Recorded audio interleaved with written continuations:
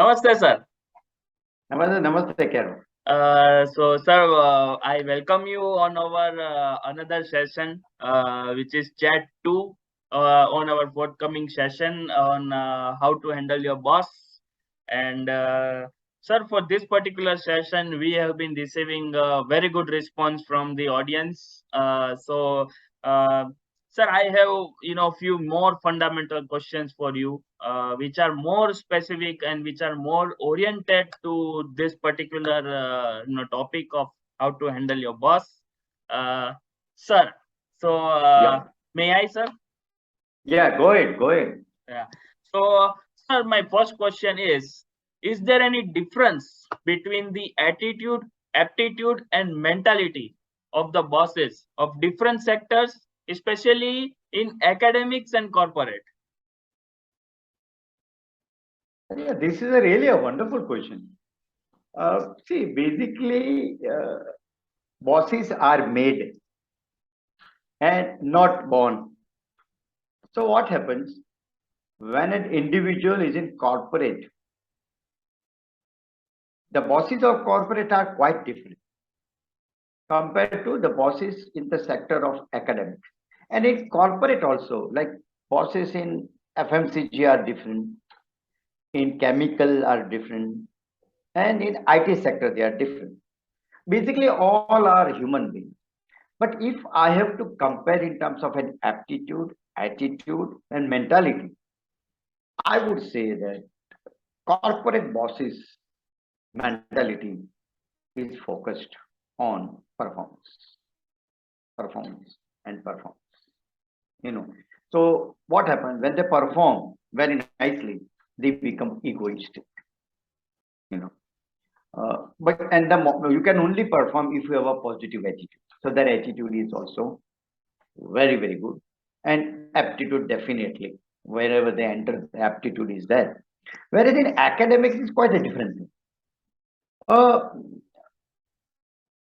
because of the position, you know, when bosses are there because of some qualification and not by talent, because in academic qualifications matter. So what happens? They have a ballooned ego, whether they perform or not. Because in academics, the performance is based on the admission, the placement, and everything. But the academic head is not accountable for admission, not for placement, not for anything. He delivers the subject. So what happens? His attitude is quite different from that of corporate, and he becomes egoistic by default. So that way it's different, you know. Correct? Yeah. Yeah, yeah, absolutely correct, sir. Sir, my second question is, I find in academics, tough bosses are non-performers. They still enjoy stability in jobs. So I, as a Uh, corporate person, see corporate bosses as a hard taskmaster, whereas I see very docile bosses in many academic institutes. you have touched my sore nerve. You have touched my sore nerve because I always find in academics. Sorry if somebody is listening this video. In academics, the head of the institute is there because of PhD. Now there is nothing in PhD which makes them a performance oriented, except academics. So what happens? Uh, they are not performance oriented. Whereas in corporate, they become boss because of performance. Nobody, whether 80% of the bosses in corporate are there because of performance. It's another thing that they have an attitude, egoistic and all. That's another thing, and that's why people cannot handle. Whereas here in academics, because of one PhD, yeah, two PhD, the two PhD guy will have more attitude. You know, the one PhD will have little less, whereas no PhD like me, no attitude. You know, so and this attitude has no relevance with the performance. Whether they perform or not, they remain in the job because of academic, government requirement. Nobody can sack them, even if they don't perform. If they don't perform, like if they are not getting admission, if they are not placing the students, they can always say it's not my business. The TP you are handling. So again, their non-performance is not accountable.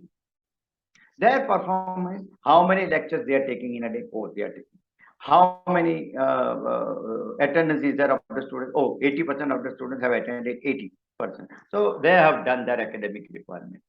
Now, nobody measures that how many people are doing research in their institute. No, there is no measurement. There is a measurement, but it has no weightage on the instability. Nobody can sack a PhD head of institute. Nobody.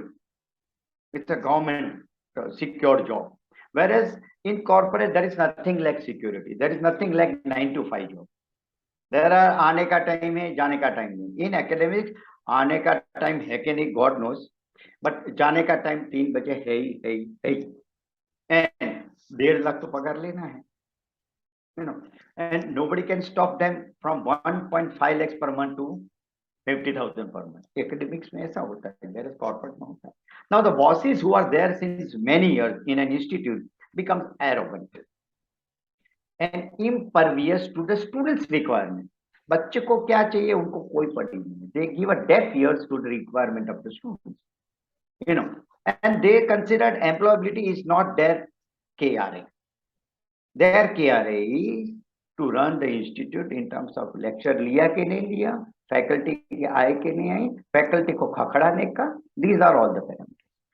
So the bosses in academics, and अब imagine करो, if somebody under such HOD, a performer, a person from industry comes, and when he sees non-performing head of the institute, he gets frustrated. Now, no formula can help that junior to handle such type of work because we cannot change boss. Okay. So you are perfectly correct that in academics you find docile. Docile इसलिए कि अगर dynamic होता है, a person like you who has worked in a corporate with a dynamism, suddenly you are told, go and take a lecture of marketing in ABC college, then you will deliver very nicely and with a case study. So head will come say, oh, don't do this. Compliance requirement is this. You have to teach this way only. So what happens? Now you cannot do anything. You get frustrated. And that's why industry guys are not coming in academics. And that's why the talented students, talented employees in academics leave academics. I hope I have given you quite correct reply. Yes, sir. I would like to add one point, to your answer. It was a very, very to the point, or we can say you just hit the bullseye. And I must say that, that is why it is creating a industry academia gap. And I remember you received one award on industry academia award. So that makes you more and more suitable for answering this particular question of mine. So I am happy that you remember that award, industry academy. Yes, sir. So sir, thank you very much for sparing your precious time with us. Thank you, sir. And to the Thank you. yeah, to the audience, I must say that if still you have not registered for this particular session, I feel that it's a high time you just register yourself for this particular session. The flyer is being attached over here, and the phone numbers and email address is mentioned below.